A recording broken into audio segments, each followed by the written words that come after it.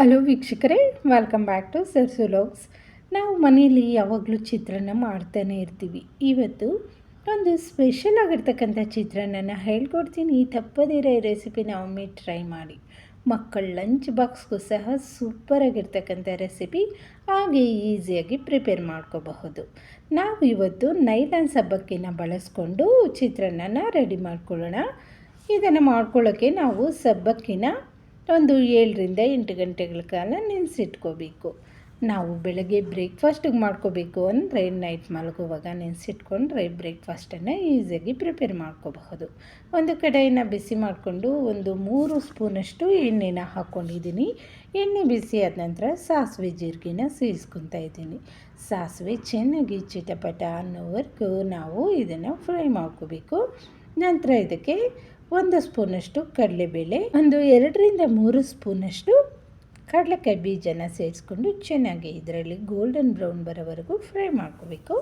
ನಂತರ ಇದಕ್ಕೆ ಫ್ರೆಶ್ ಆಗಿರ್ತಕ್ಕಂಥ ಕರಿಬೇವಿನ ಸೊಪ್ಪು, ನಾನಿಲ್ಲಿ ಖಾರಕ್ಕೆ ಒಣಮೆಣಸಿನ್ಕಾಯನ್ನು ಬಳಸ್ತಾ ಇದ್ದೀನಿ. ಹಸಿಮೆಣಸಿನ್ಕಾಯಿ ಇಷ್ಟಪಟ್ಟು ತಿನ್ನೋರು ಹಸಿಮೆಣಸಿನ್ಕಾಯನ್ನು ಬಳಸ್ಕೋಬಹುದು.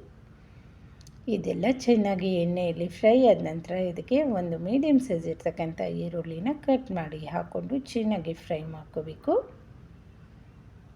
ಇವಾಗ ಉಪ್ಪನ್ನು ಸೇರಿಸ್ಕೊಬಿಡೋಣ. ಉಪ್ಪನ್ನು ಸೇರಿಸೋದ್ರಿಂದ ಈರುಳ್ಳಿ ಬೇಗ ಸಾಫ್ಟ್ ಆಗುತ್ತೆ. ಒಂದು 1/4 ಸ್ಪೂನಷ್ಟು ಅರಿಶಿನ ಪುಡಿ, ಇದೆಲ್ಲವನ್ನು ಸೇರಿಸ್ಕೊಂಡು ಚೆನ್ನಾಗಿ ಮಿಕ್ಸ್ ಮಾಡಿಕೊಂಡು ಈರುಳ್ಳಿ ಎಲ್ಲ ಚೆನ್ನಾಗಿ ಫ್ರೈ ಆಗಬೇಕು. ಇದೆಲ್ಲ ಚೆನ್ನಾಗಿ ಫ್ರೈ ಮಾಡಿಕೊಂಡು ನಂತರ ಇದಕ್ಕೆ ನೆನೆಸಿಟ್ಕೊಂಡಿರ್ತಕ್ಕಂಥ ಸಬ್ಬಕ್ಕಿನ ಸೇರಿಸ್ಕೊಬಿಡೋಣ. ನೀರನ್ನೆಲ್ಲ ತೆಗೆದು ಸಬ್ಬಕ್ಕಿನ ಇದರಲ್ಲಿ ಸೇರಿಸ್ಬಿಟ್ಟು ಚೆನ್ನಾಗಿ ಮಿಕ್ಸ್ ಮಾಡ್ಕೋಬೇಕು.